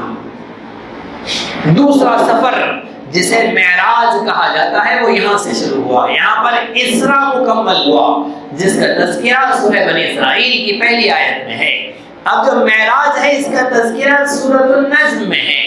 اللہ رب العزت نے حضرت جبرائیل علیہ السلام کے ساتھ نبی اکرم صلی اللہ علیہ وسلم کو آسمانوں پر بلایا. معراج سیڑھی کو کہتے ہیں، چڑھنے کی چیز. معراج سیڑھی پر نبی اکرم صلی اللہ علیہ وسلم براق میں بیٹھے ہوئے اور اوپر تشریف لے گئے. اب براق تو اچھا خاصا اڑ رہا تھا، اب یہ سیڑھی پر کیوں چڑھنے لگا؟ براق تو اتنا تیز اڑتا تھا کہ جہاں اس کی نظر پہنچتی تھی وہاں اس کا اگلا قدم ہوتا تھا. اب یہ سیڑھی پر چڑھ رہا ہے تو لیٹ ہو جائے گا، سیڑھی پر چڑھنے میں تو مشقت ہوتی ہے. یہ پرانے زمانے کی سیڑھیوں کی بات ہے. آج کے زمانے میں سیڑھی پر چڑھنا نہیں پڑتا ہے، صرف اس پر کھڑے ہونا ہوتا ہے، سیڑھی خود لے کر جاتی ہے. اگر عقل کے اندھوں کو، انسانوں کو یہ ٹیکنالوجی مل گئی ہے تو ان کا عقل دینے والا اللہ، اس کی سیڑھی کیسی ہوگی؟ اللہ کی سیڑھی کیسی ہوگی؟ وہ تو یقیناً براق سے بھی تیز ہوگی جس پر براق کھڑا ہوا ہے. اور نبی اکرم صلی اللہ علیہ وسلم تیزی سے پہلے آسمان پر پہنچے ہیں. پہلے آسمان پر نبی اکرم صلی اللہ علیہ وسلم کا استقبال کیا گیا، دروازہ کھولا گیا، آپ کی آمد کی اطلاع لی گئی. حضرت آدم علیہ السلام پہنچ گئے ہیں اوپر بھی استقبال کے لیے.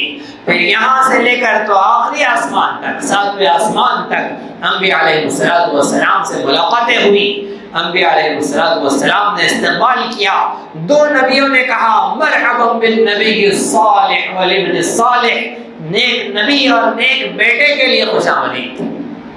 پہلے آسمان پہ حضرت آدم اور 7ویں آسمان پہ حضرت ابراہیم. بقیہ دوسرے، تیسرے، چوتھے، 5ویں، 6ٹھے آسمان پر حضرت موسیٰ، حضرت یوسف، حضرت ہارون، حضرت عیسیٰ اور حضرت یحییٰ علیہ السلام نے مرحبا بالنبی الصالح والاخ الصالح، نیک نبی اور نیک بھائی کے لیے خوش آمدید کہا. نبی اکرم صلی اللہ علیہ وسلم سب سے ملاقاتیں کرتے ہوئے 7ویں آسمان پر پہنچے. حضرت ابراہیم علیہ السلام کو آقا نے سلام کیا. جو بیٹھا ہوا ہے وہ سلام نہیں کرے گا، جو آیا ہے وہ سلام کرے گا. حضرت آدم علیہ السلام کو بھی نبی اکرم صلی اللہ علیہ وسلم نے سلام کیا، سارے نبیوں کو کیا. اگر چھوٹے مرتبے والے بڑے مرتبے والے کو سلام کرے یہ قانون ہوتا تو سارے نبیوں کو چاہیے تھا کہ وہ سردار انبیاء کو سلام کرتے. لیکن ہر آسمان پر نبی اکرم صلی اللہ علیہ وسلم نے نبیوں کو سلام کر کے یہ طے کر دیا کہ آنے والا سلام کرے گا، بیٹھے ہوئے جواب دیں گے. حضرت ابراہیم کو سلام کیا، حضرت ابراہیم علیہ السلام نے جواب دیا مرحبا بالنبی الصالح والابن الصالح کہا. اس کے بعد امت کے لیے 2 تحفے دیے. حضرت ابراہیم نے کہا اے نبی صلی اللہ علیہ وسلم جب اپنی امت کے پاس جائے تو انہیں میرا سلام کہنا. یہ حدیث مبارکہ قرض ہوتی ہے استاذ پر کہ جب اپنے شاگردوں کو، خطیب اپنے سامعین کو یہ حدیث سنائے تو ان سے کہلوائے کہ حضرت ابراہیم کو جواب دو، وعلیہ السلام کہو. وعلیہ السلام، اللہ رب العزت حضرت ابراہیم علیہ السلام پر بھی سلامتی نازل فرمائے. حضرت ابراہیم علیہ السلام نے ہم کو سلام کیا پھر اس کے بعد کہا کہ نبی صلی اللہ علیہ وسلم اپنی امت سے کہنا جنت چٹیل میدان ہے، تمہارا ذکر اس پر درخت لگائے گا، سبحان اللہ کہو ایک درخت لگے گا، الحمدللہ کہو ایک درخت لگے گا۔ لہذا تسبیح کے ذریعے، ذکر کے ذریعے، تلاوت کے ذریعے جنت کے اس چٹیل میدان کو باغ و بہار بناؤ۔ نبی اکرم صلی اللہ علیہ وسلم نے ارشاد فرمایا کہ جنت میں اہل جنت کو افسوس نہیں ہوگا، افسوس کا مقام نہیں ہے جنت، جنت تو خوشیوں کا مقام ہے، مزے اڑانے کا مقام ہے، لیکن ایک بات پر ضرور افسوس ہوگا، جنت میں اہل جنت کو افسوس نہیں ہوگا، لیکن اس گھڑی پر ضرور افسوس ہوگا جو گھڑی اللہ کے ذکر کے بغیر گزر گئی، اس لیے کہ اس ذکر کی وجہ سے جو نعمتوں میں اضافہ ہونا تھا وہ نعمتوں کی کمی کو دیکھ کر افسوس کرے گا کہ کاش میں اور کما لیتا تو کتنا آگے بڑھتا۔ پیارے آقا نے مثال دی ہے، ایک عظیم الشان مثال دی ہے، ہماری ترغیب کے لیے وہ بھی کافی ہے۔ نبی اکرم صلی اللہ علیہ وسلم نے فرمایا جنتی جنت میں آرام کر رہا ہوگا، جنت میں نیند نہیں ہے، تھکن سے سونا نہیں ہے، جنتی سوئے گا لیکن مزے کے لیے سوئے گا، مجبور ہو کر تھکن سے نہیں سوئے گا۔ نبی اکرم صلی اللہ علیہ وسلم نے ارشاد فرمایا جنتی اپنی جنت میں آرام کر رہا ہوگا، اچانک ایک خوشبو آئے گی، ایسی خوشبو ہوگی جو اس جنتی کو بے چین کر دے گی، ایسا کہ اسے اس خوشبو کے سامنے اپنی جنت پھیکی لگنے لگے گی۔ وہ فرشتوں سے پوچھے گا کہ یہ خوشبو کہاں سے آئی ہے؟ فرشتے کہیں گے کہ آپ کے اوپر والے جنتی نے کروٹ بدلی ہے، کروٹ کے بدلنے سے جو ہوا نکلی ہے اس کی خوشبو ہے جو آپ تک پہنچی ہے۔ وہ فرشتے سے پوچھے گا کہ ذرا بتاؤ تو اس جنتی کا کیا مقام و مرتبہ ہے کہ جس کے کروٹ کے بدلنے پر ایسی خوشبو آ رہی ہے، جس نے مجھے بے چین کر دیا، آخر اس جنتی کا مقام کیا ہے، اس کی وہ کون سی عبادتیں ہیں؟ فرشتے کہیں گے بہت زیادہ فرق نہیں ہے، صرف ایک مرتبہ سبحان اللہ اس نے زیادہ کہا ہے، اس ایک مرتبہ سبحان اللہ کے اضافے نے اسے وہ مقام عطا کر دیا۔ اب جنتی اس بات پر افسوس کرے گا کہ کاش میں دنیا میں ان ساعتوں کو، گھڑیوں کو اللہ کے ذکر سے خالی نہ جانے دیتا، ان اوقات کو ضائع نہ کرتا۔ نبی اکرم صلی اللہ علیہ وسلم نے ارشاد فرمایا ابن آدم پر اس کی ہر مجلس قیامت کے دن وبال ہوگی سوائے اللہ کے ذکر کے، نیکیوں کا حکم کرنے کے اور برائیوں سے روکنے کے۔ یہ تین کا، اللہ کا ذکر کرنا، نیکیوں کا حکم کرنا اور برائی سے روکنا، یہ تین تو اجر دلائے گی، اس کے علاوہ جو محفلیں ہوں گی اس کا حساب دینا پڑے گا۔ اگر ضروریات زندگی کے لیے محفلیں تھیں، حلال روزگار اور کمائی کی، پھر اس پر بھی انعام ملے گا۔ اگر فضول خرافات اور وقت کا ضیاع کیا ہے تو اللہ کے یہاں اس کا جواب دینا ہوگا۔ جنت میں بہرحال ایمان کی وجہ سے پہنچ بھی گئے تو افسوس تو ضرور ہوگا کہ کاش ان ساعتوں کو ہم وصول کر لیتے۔ نبی اکرم صلی اللہ علیہ وسلم حضرت ابراہیم علیہ السلام سے ملاقات کر کے آگے بڑھے ہیں، اب 7ویں آسمان کے اوپر سدرۃ المنتہا پر پہنچے ہیں۔ سدرۃ المنتہا ایک بیری کا وہاں درخت ہے، وہ ایک جنکشن ہے، نیچے والے وہیں تک جا سکتے ہیں اور اوپر والے جب نیچے آئے تو وہیں تک آ سکتے ہیں۔ نہ اوپر کے فرشتوں کو نیچے آنے کی اجازت ہے، نہ نیچے کے فرشتوں کو اسے پار کرنے کی اجازت ہے، یہاں تک کہ سید الملائکہ فرشتوں کے سردار حضرت جبرائیل علیہ السلام بھی نہیں جا سکتے ہیں۔ حضرت جبرائیل علیہ السلام فرشتوں کے سردار ہیں۔ نبی اکرم صلی اللہ علیہ وسلم سے کہتے ہیں پیارے آقا یہاں سے آپ کو اکیلے جانا ہے، اگر میں ایک قدم بھی آگے بڑھاؤں گا تو رب تعالیٰ کے نور کی تجلی سے جل جاؤں گا۔ اب میرے حبیب صلی اللہ علیہ وسلم کو آگے بڑھنا ہے۔ آپ دیکھیے جبرائیل امین فرشتے ہیں، فرشتوں میں لطافت ہوتی ہے، انسانوں میں کثافت ہوتی ہے۔ انسان کو اوپر سے چھوڑا جائے تو یہ نیچے آتا ہے، فرشتہ یہ نیچے نہیں آتا ہے، یہ اوپر جاتا ہے۔ کثافت کی وجہ سے اسے میگنیٹ نیچے کھینچتا ہے، یہ نیچے کو آتا ہے۔ لطافت نیچے کو نہیں آتی ہے، اس میں جسم ہلکا ہوتا ہے، وہ اوپر کو جاتا ہے۔ لہذا فرشتے یہ لطافت والے ہوتے ہیں، وہ اوپر کو جاتے ہیں۔ جنت میں بھی لطافت ہے، وہاں کثافت نہیں ہے، اور جنت والا وجود رکھنے والی ذات محمد مصطفیٰ صلی اللہ علیہ وسلم کی ذات گرامی آقا کی لطافت اتنی زیادہ ہے کہ جبرائیل امین رک گئے ہیں میرے آقا اور اوپر گئے ہیں۔ جس میں جتنی نورانیت ہوتی ہے وہ اتنا اوپر جاتا ہے۔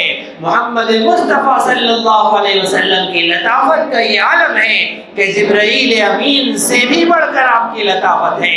جبرائیل ٹھہر گئے، آپ اور اوپر گئے، آپ اوپر گئے۔ آپ نے قلم کے چلنے کی آواز سنی ہے۔ صریف الاقلام پر تقدیر کے جب نوشتے لکھے جا رہے تھے تو حضرت نبی اکرم صلی اللہ علیہ وسلم نے اس کی آواز سنی، اس لیے کہ وہاں لطافت ہے۔ ہم یہاں پین چلائے ہم کو آواز نہیں آئے گی، آواز ہوتی ہے، ہمیں نہیں سنائی دیتی ہے، لیکن لطافت جہاں زیادہ ہوتی ہے وہاں وہ آواز بھی سنائی دیتی ہے۔ یہاں تک کہ قلم کے چلنے کی آواز نبی اکرم صلی اللہ علیہ وسلم نے وہاں سنی جس میں تقدیر کے نوشتے لکھے جا رہے تھے۔ پھر نبی اکرم صلی اللہ علیہ وسلم سے وہ آواز بھی غائب ہو گئی۔ اب جبرائیل بھی ساتھ نہیں ہے، کوئی آواز بھی نہیں ہے، بالکل خاموشی اور سناٹا ہے۔ نبی اکرم صلی اللہ علیہ وسلم کو وحشت محسوس ہونے لگی، آقا بے چین ہونے لگے، یہاں تک کہ اسی وحشت و بے چینی کے ساتھ آپ قدم بڑھا رہے ہیں کہ ایک آواز آئی اور اس آواز نے کہا کہ آپ رک جائیے۔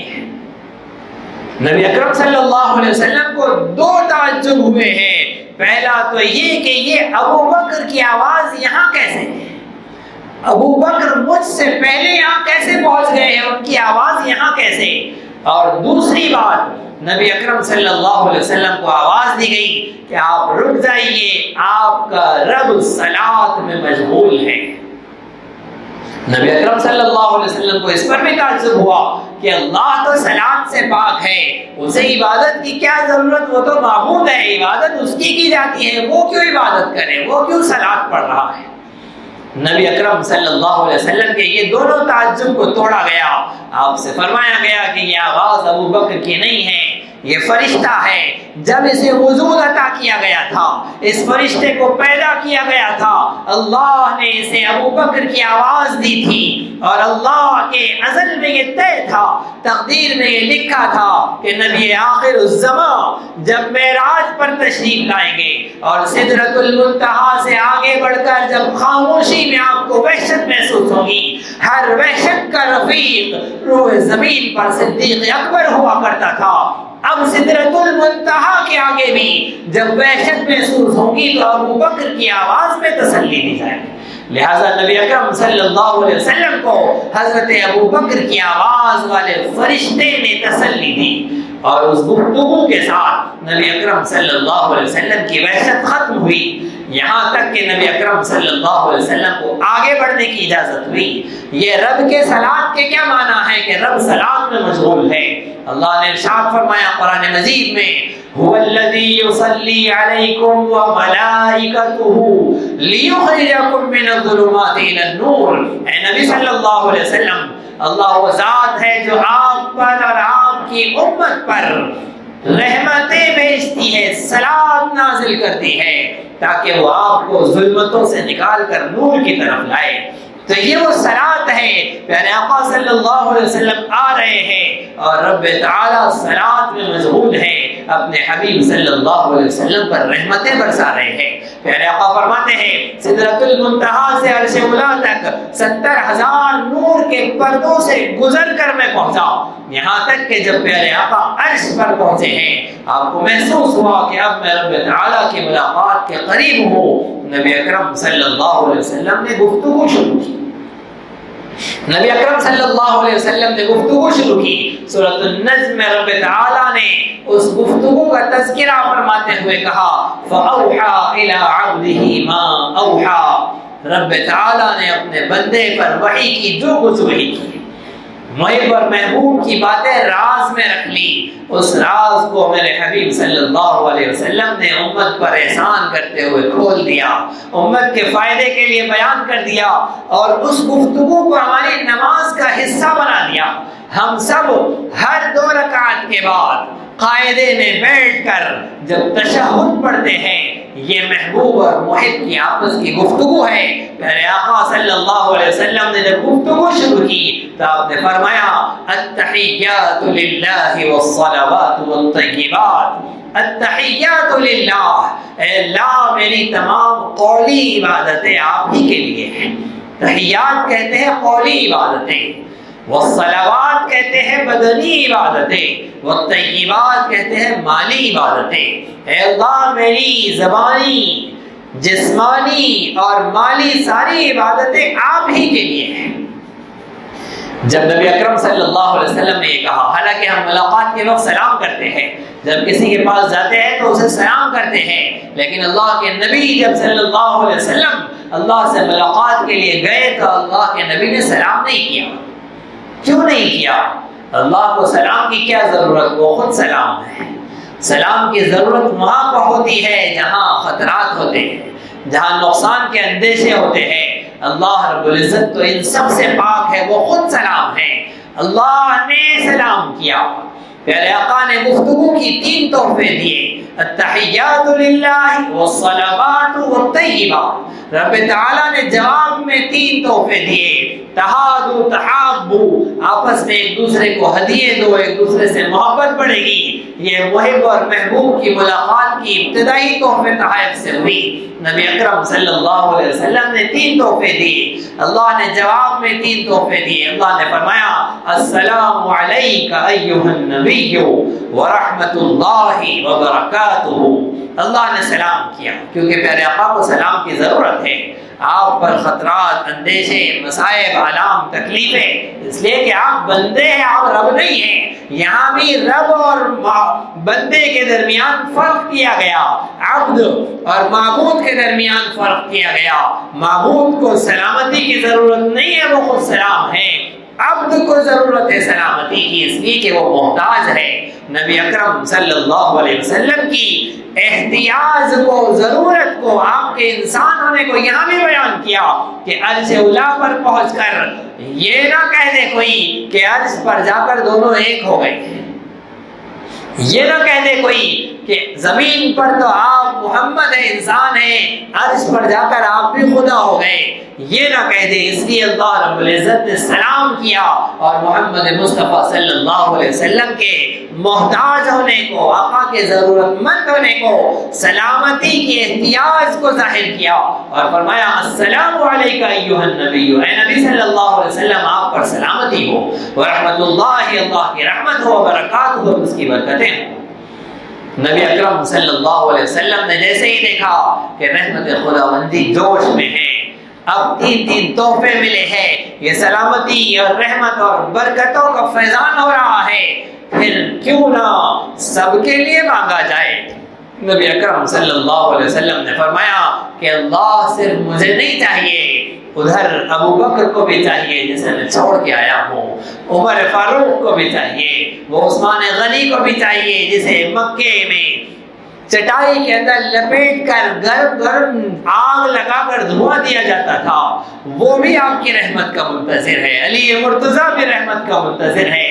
وہ بلال جسے رات بھر کوڑے لگائے جاتے اور صبح تیز دھوپ میں گرم ریت پر لٹا کر سینے پر چٹان رکھ دی جاتی، وہ بلال بھی منتظر ہے۔ وہ خباب جسے تیز ہتھیاروں کے ذریعے جس کی پیٹھ کو داغا جاتا، وہ خباب بھی آپ کی رحمت کا منتظر ہے۔ وہ سمیہ جسے دردناک انداز سے شہید کر دیا گیا، اس کا گھرانہ عمار و یاسر رضی اللہ عنہ اجمعین، وہ سب آپ کی رحمتوں کے منتظر ہیں۔ میرے رب سلامتی کو آگے بڑھائیے، السلام علینا، صرف کا نہیں چاہیے، السلام علینا ہم پر بھی چاہیے۔ یہ علینا میں صحابہ کی باری آ گئی، وعلی عباد اللہ الصالحین میں غلامان صحابہ کی باری آ گئی کہ اللہ میرے صحابہ پر بھی رحمتیں چاہیے، رحمتیں، برکتیں، سلامتی چاہیے، اور قیامت تک آنے والے غلامان صحابہ پر بھی رحمتیں چاہیے۔ السلام علینا وعلی عباد اللہ الصالحین۔ پھر نبی اکرم صلی اللہ علیہ وسلم نے گواہی دی، اشہد ان لا الہ الا اللہ واشہد ان محمدا عبدہ ورسولہ، نبی اکرم صلی اللہ علیہ وسلم کو رب تعالیٰ نے وہاں تحفے عطا فرمائے۔ سورۃ البقرہ کی آخری کی 2 آیتیں آمن الرسول سے ختم تک یہ اللہ رب العزت نے بغیر واسطے جبرائیل کے، بغیر کسی واسطے کے براہ راست عطا کی ہے۔ یہ 2 آیتیں ملی ہیں، اور دوسرا تحفہ 50 نمازیں ملی، اور تیسرا تحفہ نبی اکرم صلی اللہ علیہ وسلم کو شفاعت کا تاج ملا۔ اللہ رب العزت نے فرمایا کہ نبی صلی اللہ علیہ وسلم جو آپ کا امتی شرک سے پاک و صاف آئے گا، آپ کی شفاعت سفارش میں اس کے حق میں قبول کروں گا۔ یہ سفارش کا شفاعت کا تاج آپ کو ملا۔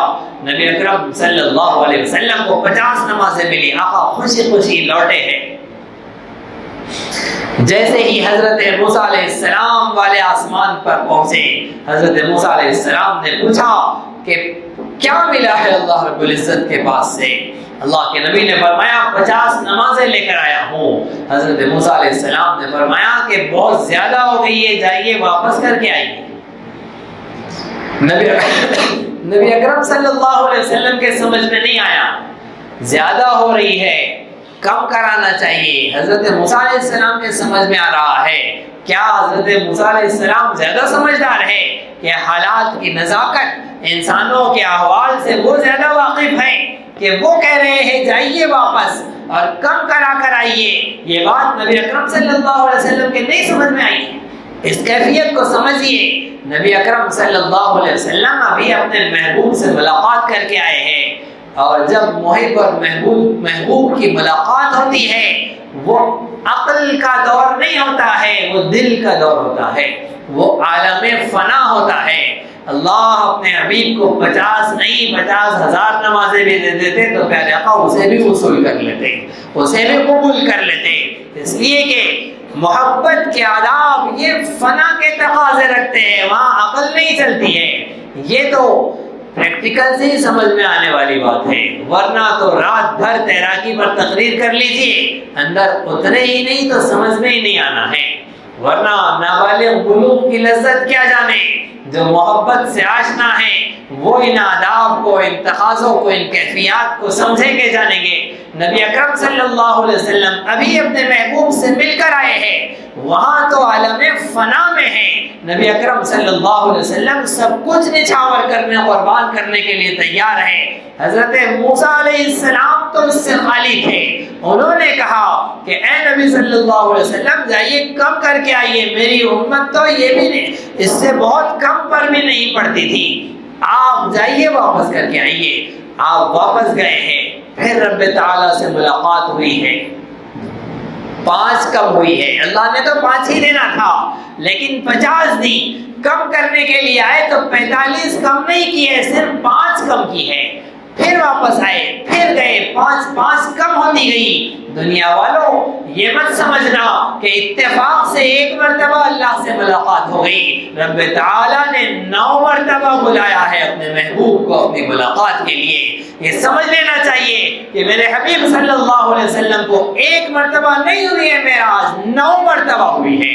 رب تعالیٰ سے ملاقات کا شرف 9 مرتبہ حاصل ہوا ہے، اور یہ تو محبت کے آداب ہوتے ہیں، اور یہ سب کیفیات ہوتی ہے۔ ہم آپ دیکھتے ہیں اندر بیڈ روم میں الگ باتیں ہوتی ہیں، ڈرائنگ روم میں آ کر پھر تبصرے ہوتے ہیں، پھر دروازے میں آ کر الگ گفتگو ہوتی ہے، کمپاؤنڈ میں پہنچ کر پھر آدھا گھنٹہ گفتگو ہو رہی ہے، پھر گاڑی پر بیٹھنے کے بعد بھی جملے ختم نہیں ہو رہے ہیں، یہاں تک کہ گلی کے کونے پر ٹرن لیتے ہوئے اشارے سے بھی باتیں ہو رہی ہیں۔ یہ جہاں تعلق ہوتا ہے وہاں گفتگویں ختم ہی نہیں ہوتی، پھر کچھ تو بھی چھوٹ گیا ہے کہہ کر واپس آتے ہیں، پھر ایک ملاقات ہوتی ہے۔ اللہ رب العزت اپنے حبیب صلی اللہ علیہ وسلم سے ایسی محبت کرتے ہیں کہ رب تعالیٰ نے ایسے احوال بنائے کہ ان کے حبیب صلی اللہ علیہ وسلم 9 مرتبہ ان سے ملاقات کے لیے آئے، 5 کم ہوتی گئی، آخر میں 5 نمازیں نبی اکرم صلی اللہ علیہ وسلم لے کر پہنچے حضرت موسیٰ علیہ السلام کے پاس۔ حضرت موسیٰ علیہ السلام نے کہا کہ یہ بھی زیادہ ہو جائیں گی، آپ پھر واپس جائیے۔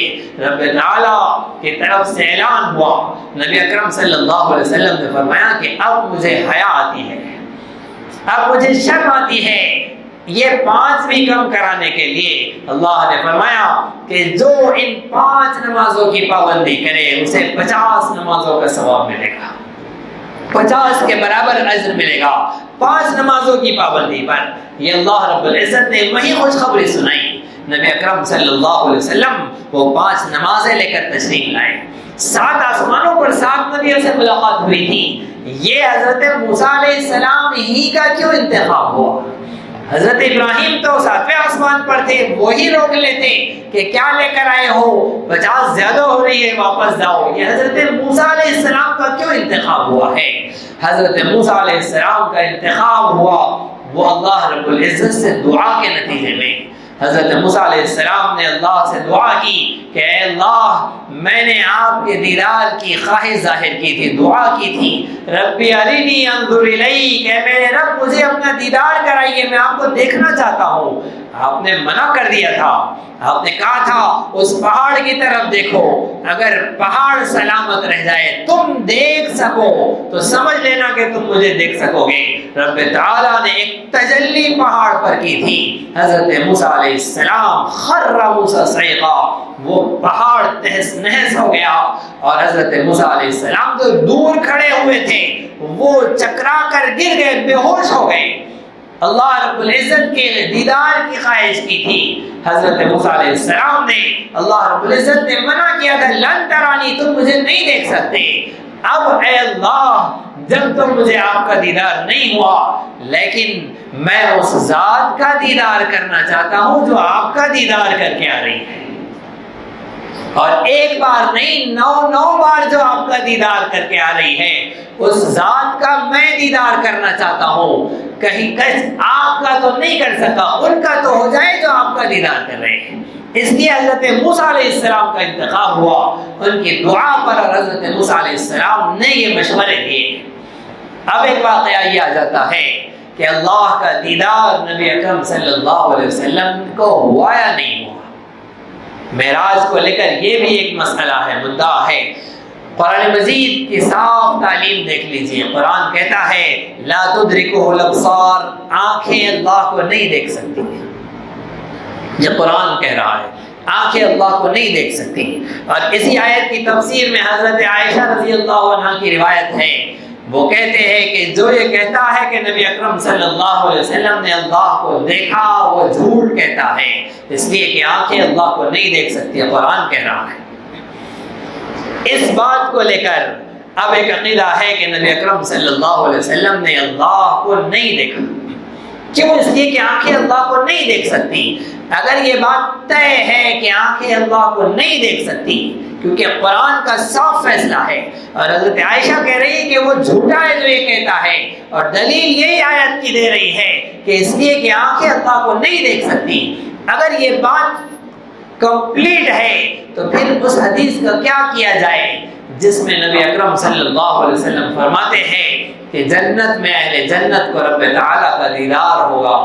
کوئی وہ ہوگا جسے روزانہ اللہ کا دیدار ہوگا، کوئی وہ ہوگا جسے ہر جمعہ کو اللہ کا دیدار ہوگا، کوئی وہ ہوگا جسے 1 ماہ میں اللہ کا دیدار ہوگا، کوئی وہ ہوگا جسے ایک ہی دفعہ دیدار ہوگا، جو باؤنڈری پر پاس ہو گیا ہے، ڈھکل پاس کہتے ہیں ہمارے پاس، ایڈجسٹ کر لیا گیا جنت میں، اسے ایک بار دیدار ہو جائے گا۔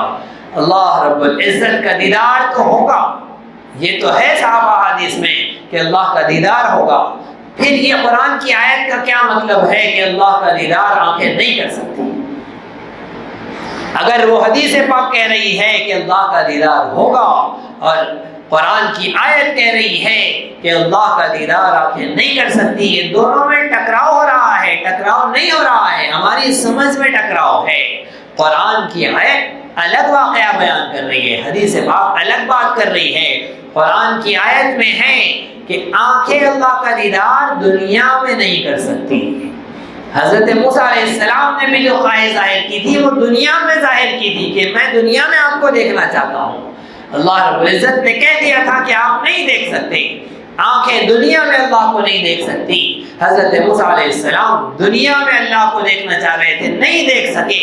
ہم کہاں کہہ رہے ہیں کہ نبی اکرم صلی اللہ علیہ وسلم نے دنیا میں اللہ کو دیکھا ہے، اس عالم میں نہیں دیکھا ہے نبی اکرم صلی اللہ علیہ وسلم نے، جیسے جنت میں اللہ کا دیدار ہوگا ویسے ہی نبی اکرم صلی اللہ علیہ وسلم نے عرش پر اللہ کا دیدار کیا ہے۔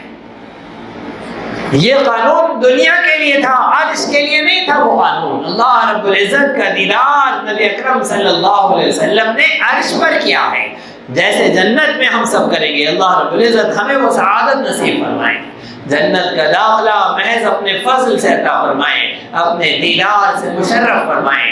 ایسے ہی نبی اکرم صلی اللہ علیہ وسلم نے عرش پر اللہ کا دیدار کیا ہے۔ اور حضرت عائشہ رضی اللہ عنہا کی روایت یقیناً عظیم الشان ہے، قابل قدر ہے، وہ دنیا کے معاملات کے لیے ہے۔ پیارے آقا صلی اللہ علیہ وسلم نے جیسے خواب میں معراج فرمائی مدینے میں، وہ بھی حضرت عائشہ کی روایت، وہ بھی صحیح، جسمانی معراج سے اس کا کوئی ٹکراؤ نہیں ہے۔ اور جیسے نبی اکرم صلی اللہ علیہ وسلم نے اللہ کا دیدار نہیں کیا، قرآن کی آیت کہہ رہی ہے وہ دنیا کا قانون ہے، وہ بھی بات صحیح ہے۔ معراج جسمانی سے ان روایات کا کوئی تعلق نہیں ہے، اس لیے کہ معراج جسمانی جس وقت ہوا ہے اور رب تعالیٰ کا دیدار جس وقت ہوا ہے، اس وقت حضرت عائشہ رضی اللہ عنہا نہ پیارے آقا کے نکاح میں تھی، نہ وہ پیارے آقا صلی اللہ علیہ وسلم کے ساتھ تھی، اور عمر شریف آپ کی 6 سال سے بھی کم تھی۔ اس زمانے کے باشعور صحابہ افقاہ هذه الامہ حضرت عبداللہ ابن مسعود رضی اللہ عنہ، اس امت کے سب سے بڑے فقیہ اور سب سے بڑے مفسر، ان کی روایت ہے کہ نبی اکرم صلی اللہ علیہ وسلم نے معراج میں اللہ کو دیکھا۔ نبی اکرم صلی اللہ علیہ وسلم سے وہ بیان کر رہے ہیں، تو ظاہر بات ہے کہ جو جس فیل کا، جس شعور کا، جس انداز کا ماہر ہے، اس سے وہ روایتیں لی جائیں گی۔ نبی اکرم صلی اللہ علیہ وسلم کہ اللہ کے دیدار کی روایت حضرت عبداللہ ابن مسعود رضی اللہ عنہ بیان فرما رہے ہیں، تو یہ واقعہ حل ہوا کہ نبی اکرم صلی اللہ علیہ وسلم نے اللہ کا دیدار کیا۔ یہاں تو حل ہو گیا، اب جو مانتا ہے وہ مانے، جو نہیں مانتا ہے وہ نہ مانے۔ جسے سمجھ میں آ گئی اچھا ہے، اور جسے نہیں سمجھ میں آئی اور بھی اچھا ہے۔ نہیں سمجھ میں آئی تو اور بھی اچھا ہے کہ وہ ان کے سمجھنے کی ہے ہی نہیں۔ اور ایک بات سمجھ لیجئے، جو بات سمجھنے کی نہیں رہتی ہے وہ ماننے کی رہتی ہے۔ وہ مان لی جائے کہ یہ بات ایسی ہے، ہماری سمجھ میں آ رہی ہے تو بھی ماننا ہے، نہیں سمجھ میں آ رہی ہے تو بھی ماننا ہے۔ نبی اکرم صلی اللہ علیہ وسلم 5 نمازیں لے کر آئے، شفاعت کا تاج لے کر آئے، سورۃ البقرہ کی آخر کی 2 آیتیں لے کر آئے۔ نبی اکرم صلی اللہ علیہ وسلم کو اس سفر میں جنت جہنم کی سیر کرائی گئی، جہنم کے عذابات دکھائے گئے، جہنم کو آپ پر پیش کیا گیا، وہاں کے عذابات دکھائے گئے۔ غیبت میں مبتلا لوگ، زنا میں مبتلا لوگ، والدین کے نافرمان لوگ، حرام کاریوں، حرام خوریوں میں مبتلا لوگ، اللہ رب العزت انہیں کیسا عذاب دے گا قیامت قائم ہونے کے بعد۔ عالم مثال میں نبی اکرم صلی اللہ علیہ وسلم کو وہ مناظر دکھائے گئے۔ عذاب تو بعد میں ہی ہونا ہے، جب قیامت قائم ہو جائے گی تبھی ہونا ہے، لیکن عالم مثال میں وہ چیزیں بتائی گئی کہ ایسے عذابات دیے جائیں گے۔ نبی اکرم صلی اللہ علیہ وسلم تشریف لائے، اپنی امت کو آپ وہ انعامات، وہ تحفے تحائف پیش کرنے کے لیے آئے۔ آپ جیسے ہی پہنچے ہیں، رات کا وقت تھا، حضرت ام ہانی رضی اللہ عنہا کے گھر میں آپ سو گئے۔ صبح جب اٹھے ہیں، نبی اکرم صلی اللہ علیہ وسلم نے حضرت ام ہانی سے کہا کہ رات میں ایسا سفر کر کے آیا ہوں۔ اگر نبی اکرم صلی اللہ علیہ وسلم یہ کہہ رہے ہوتے کہ میں نے خواب میں یہ سفر طے کیا ہے، جیسا کہ وہ لوگوں کا دعویٰ ہے کہ نبی اکرم صلی اللہ علیہ وسلم کا یہ سفر روحانی تھا، خواب میں تھا، اگر یہ سفر آپ خواب والا بیان کر رہے ہوتے تو حضرت ام ہانی یہ نہ کہتی کہ نبی صلی اللہ علیہ وسلم آپ باہر جا کر مت بیان کریے، لوگ آپ کا مذاق اڑائیں گے، لوگ آپ کا انکار کریں گے۔ خواب کا کوئی مذاق نہیں اڑاتا ہے، خواب کا کوئی انکار نہیں کرتا ہے۔ آپ دیکھ لیجئے، آسمانوں پر جا کر آ جائیے، سنائیے، کوئی انکار نہیں کرے گا۔ نبی اکرم صلی اللہ علیہ وسلم جسمانی معراج کا تذکرہ کر رہے تھے، اسی لیے حضرت ام ہانی نے کہا تھا کہ آپ باہر مت بیان کریے لوگوں سے ورنہ لوگ مذاق اڑائیں گے۔ پہلے آقا نے فرمایا کہ میں تو ضرور سناؤں گا۔ جیسے ہی باہر نکلے ہیں، آپ نے اعلان کیا، لوگوں کو سنایا، ابو جہل اللعین نے مذاق اڑایا کہ اب یہ ایک رات میں بیت المقدس بھی جا کر آ گئے اور آسمانوں کا بھی سفر کر کے آ گئے. انکار کیا, مذاق اڑایا. کیوں مذاق اڑایا؟ کیوں ماننے سے انکار کیا؟ اس لیے کہ اسے پتا تھا کہ یہ جسمانی معراج کا تذکرہ کر رہے تھے. اگر خواب کا تذکرہ ہوتا تو ابو جہل بھی مذاق نہ اڑاتا, ابو جہل بھی انکار نہ کرتا. خواب کا کون انکار کرے گا؟ ایک شخص دیکھ چکا ہے خواب, اب کسی کے انکار کرنے سے کیا حاصل ہونے والا ہے؟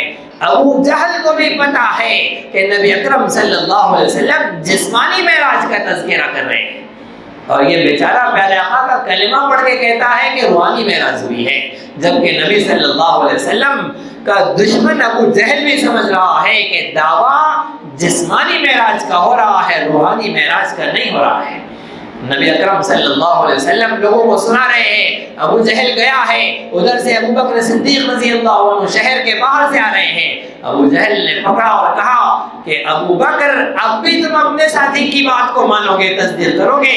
وہ کہہ رہے ہیں کہ ایک رات میں وہ بیت المقدس جا کر آ گئے ہیں, اتنا لمبا سفر طے کر کے آ گئے, بلکہ آسمانوں پر بھی جا کر آ گئے کہہ رہے ہیں. حضرت صدیق اکبر نے کہا ابو جہل یہ بات میرے نبی صلی اللہ علیہ وسلم نے کہی ہے؟ اس نے کہا کہ ہاں تمہارے نبی نے یہ بات کہی ہے. ابو بکر صدیق نے کہا کہ اگر انہوں نے کہی ہے تو سچ کہی ہے, انہوں نے کہا ہے وہ جا کر آئے تو سچ کہا ہے, وہ یقیناً جا کر آئے ہوں گے. یہ تو کوئی بڑی بات نہیں ہے. ہم تو یہ بھی مانتے ہیں کہ ایک لمحے میں فرشتہ ان کے پاس وحی لے کر آتا ہے, آسمان سے لمحے بھر میں پیغام ان کے پاس آ جاتا ہے. ہم جب اس پر ایمان رکھتے ہیں تو رات میں جا کر آنا ان کا یہ کون سے انکار کی بات ہے؟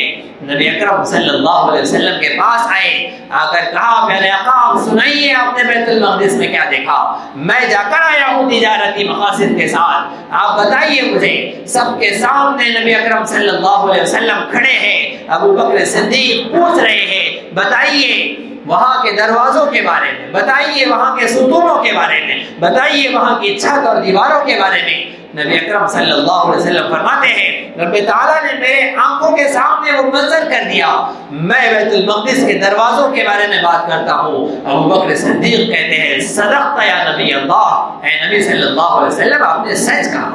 آپ دیواروں کے بارے میں کہتے ہیں, صدیق اکبر کہتے ہیں صدقت یا رسول اللہ, آپ چھت کے بارے میں وہاں کے نقش و نگار کے بارے میں بات کرتے ہیں.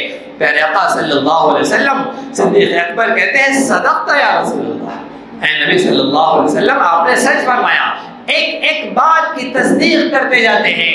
کفار مکہ منہ بنا کر رہ گئے ہیں. نبی اکرم صلی اللہ علیہ وسلم پہلے تو کبھی گئے نہیں ہیں بیت المقدس, پہلی مرتبہ گئے ہیں اور ایک ایک بات واضح صاف صاف بیان کر رہے ہیں. صدیق اکبر تصدیق کیے جا رہے ہیں. جو لوگ اور بھی دیکھ کر آئے تھے وہ بھی سمجھ رہے ہیں کہ ہاں یہ تو سب صحیح باتیں بتا رہے ہیں. یہاں تک کہ نبی اکرم صلی اللہ علیہ وسلم نے فرمایا اگر تمہیں یقین نہیں آ رہا ہے تو سنو, کل رات جو تجارتی قافلہ یہاں سے چلا تھا اس میں ایک مٹیالے رنگ کا اونٹ تھا, اس کے اوپر 2 تھیلے لگے ہوئے تھے. میں نے آتے وقت اس اونٹ کو فلاں مقام پر دیکھا تھا, ابھی اتنا وقت ہو چکا ہے, وہ اونٹ یقیناً اب فلاں مقام پر پہنچ چکا ہوگا, جاؤ جا کر دوڑا کر تحقیق کرا لو. انہوں نے تیز سواری کو دوڑایا اور جا کر تحقیق کرائی. نبی اکرم صلی اللہ علیہ وسلم نے جہاں جس اونٹ کا پتہ دیا تھا اسے وہی پایا. آپ نے فرمایا اگر اب بھی یقین نہیں آتا ہے تو سنو, راستے میں فلاں قبیلے والے لوگ گھر کے باہر سو رہے تھے, انہوں نے پینے کے لیے پانی برتن میں رکھا تھا, اس برتن کو ڈھانپا تھا, میں نے آتے وقت اس برتن کو ہٹا کر اس برتن سے پانی پیا اور پانی ختم کر کے اس برتن کو ویسے ہی ڈھانپ کر رکھ دیا. ان سے پوچھو کہ اگر کوئی جانور اس پانی کو گراتا, اس برتن کو ہٹاتا تو پانی گر جاتا یا پھر ڈھکن ہٹ جاتا, اس کے اندر پانی موجود نہیں ہے اور ڈھکن رکھا ہوا ہے، ان سے پوچھو کہ اطراف میں جتنے لوگ ہیں ان میں سے کسی نے اٹھ کر پانی پیا ہے کیا؟ وہ پانی میں نے پیا تھا۔ لوگ گئے، جا کر اس قبیلے سے تحقیقات کی، سب نے کہا کہ ہم نے پانی رکھا تھا لیکن ہم میں سے کسی نے پانی نہیں پیا۔ اگر کسی جانور کے زد سے آ کر وہ گرتا تو پانی اس میں نہ ہوتا، برتن بھی گرا ہوتا، برتن جہاں کا وہیں سلامت ہے، اس میں پانی موجود نہیں ہے۔ نبی اکرم صلی اللہ علیہ وسلم کی صداقت کو، آقا کی حقانیت کو، اس معراج کے واقعے کو ماننے پر کفار مکہ بھی مجبور ہوئے کہ آقا کا یہ سفر معراج کا جسمانی تھا، روحانی نہیں تھا۔ آپ اپنے جسم اطہر کے ساتھ عالم بیداری میں معراج پر تشریف لے گئے اور عظیم الشان تحائف لے کر آئے۔ نماز کا تحفہ، 5 وقت کی نماز اتنی عظیم الشان عبادت ہے، نبی اکرم صلی اللہ علیہ وسلم کے تمام اعمال میں سب سے عظیم المرتبت عمل نماز کا عمل ہے۔ صحابہ کرام رضی اللہ عنہ اجمعین کے یہاں نماز کا اتنا اہتمام تھا کہ منافق بھی جماعت کی نماز چھوڑنے سے ڈرتا تھا۔ نماز کے بارے میں سن لیجئے، حضرت صحابہ کرام رضی اللہ عنہ اجمعین کا دور 110 سال تک رہا ہے۔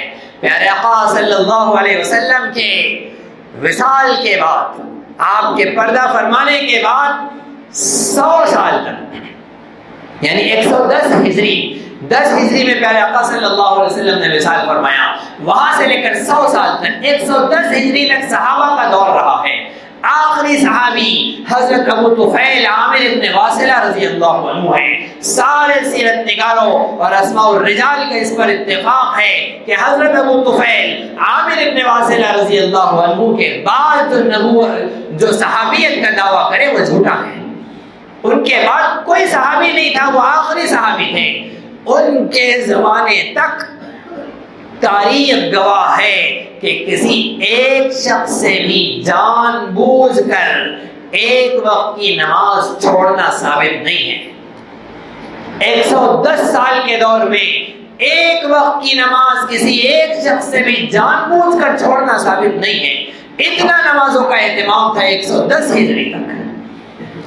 چاروں فقہا کے بارے میں سمجھ لیجئے، امام اعظم ابو حنیفہ رحمۃ اللہ علیہ، امام مالک رحمۃ اللہ علیہ، امام شافعی رحمۃ اللہ علیہ، امام احمد بن حنبل رحمۃ اللہ علیہ، ان چاروں اماموں کے یہاں نماز کی کتنی اہمیت ہے۔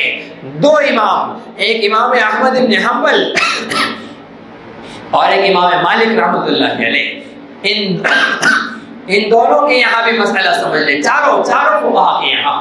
حضرت امام احمد بن حنبل کا معاملہ بہت سختی کا ہے، انتہائی سختی۔ نبی اکرم صلی اللہ علیہ وسلم کی آیتوں سے استدلال کر کے امام احمد بن حنبل رحمۃ اللہ علیہ نے فیصلہ دیا ہے کہ جو مسلمان ایک وقت جان بوجھ کر، ایک وقت کی نماز جان بوجھ کر چھوڑ دے وہ کافر ہو گیا۔ اسلامی مملکت کو چاہیے اس کا قتل کر دے۔ یہ امام احمد بن حنبل رحمۃ اللہ علیہ کا مسلک ہے، اور انہی کے مسلک کے بڑے مخالف ہیں حضرت پیران پیر شیخ عبد القادر جیلانی رحمۃ اللہ علیہ۔ حضرت شیخ عبد القادر جیلانی رحمۃ اللہ علیہ کا صاف فتویٰ ہے کہ جو ایک وقت کی نماز جان بوجھ کر بغیر کسی عذر کے چھوڑ دے وہ کافر ہو گیا، اسے قتل کر دو۔ آپ پیران پیر کا نام لے کر نمازوں پہ نمازیں چھوڑنا، کل قیامت کے دن پیران پیر سب سے پہلے اس کے مخالف کھڑے ہوں گے۔ پیران پیر سے اگر محبت ہے تو پہلے نماز پڑھو 5 وقت کی پابندی کے ساتھ۔ ایک وقت کی نماز جان بوجھ کر بغیر کسی عذر کے چھوڑ دینے والا کافر، اسے قتل کر دو۔ اور 2 امام، امام مالک اور امام شافعی رحمۃ اللہ علیہ، ان دونوں کے یہاں یہ کہتے ہیں کہ وہ کافر تو نہیں ہوا، اس لیے کہ نبی اکرم صلی اللہ علیہ وسلم کا فرمان ہے من ترک الصلاۃ متعمدا فقد کفر۔ پہلے آقا نے فرمایا جو جان بوجھ کر ایک وقت کی نماز چھوڑ دے وہ کفر کہا، تو امام احمد بن حنبل کہتے ہیں وہ کافر ہو گیا۔ بقیہ ائمہ کہتے ہیں کہ اس نے کافروں والا عمل کیا۔ دوسری حدیث ہے نبی اکرم صلی اللہ علیہ وسلم کی، بین العبد و بین الکفر ترک الصلاۃ، بندے اور کفر کے درمیان صرف نماز چھوڑنے کا فرق ہے۔ نماز پڑھا تو وہ اللہ کا بندہ ہے ورنہ کافر ہے۔ تو امام احمد کا تو اتنا سخت فتویٰ ہے، امام مالک اور امام شافعی کا فتویٰ یہ ہے کہ نبی اکرم صلی اللہ علیہ وسلم کی تمام احادیث کو سامنے رکھ کر نماز چھوڑنا اتنا بڑا جرم ہے کہ نماز چھوڑ دینے والا، ایک وقت کی نماز چھوڑ دینے والا کافر تو نہیں ہوگا، لیکن اس کا یہ جرم اتنا بڑا ہے کہ اسے سزا میں قتل کر دیا جائے۔ تو 3 اماموں کے یہاں ایک وقت کی نماز جان بوجھ کر بغیر کسی عذر کے چھوڑ دینے پر قتل کی سزا ہے۔